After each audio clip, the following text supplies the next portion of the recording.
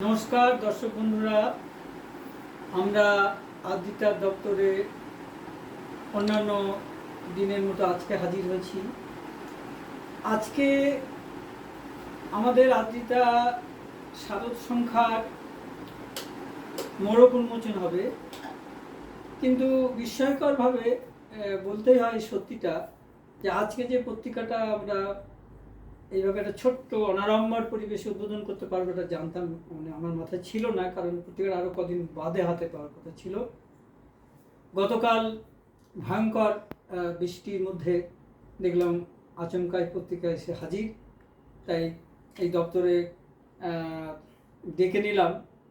নানান রকম প্রোগ্রামকে বাদ দিয়ে আমাদের দপ্তরে এসছেন আদ্রিতার আত্মজন অর্পিতা ঘোষ পালিত এবং নীলাঞ্জনা হাজরা মহাশয়া।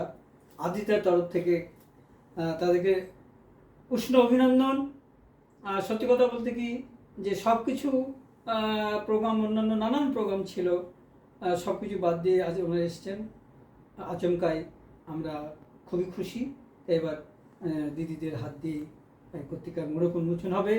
আপনারা বরাবরের মতো সঙ্গে থাকুন, আদ্রিতার পাশে থাকুন, সাথে থাকুন। ধন্যবাদ।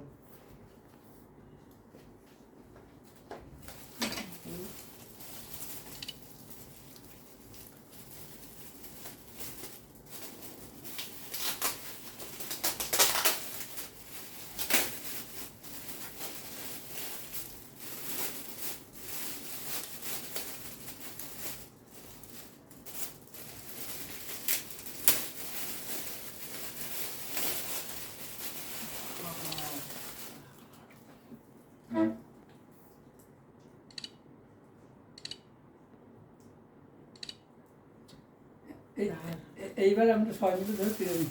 আচ্ছা, ওটা পাশে ফেলে দিই। এবার দিদি বলুন, পত্রিকা হাতে নিয়ে বলুন। সবাই পত্রিকা হচ্ছে আচ্ছা, এটা রেকর্ডিং হচ্ছেন তো, এদের সঙ্গে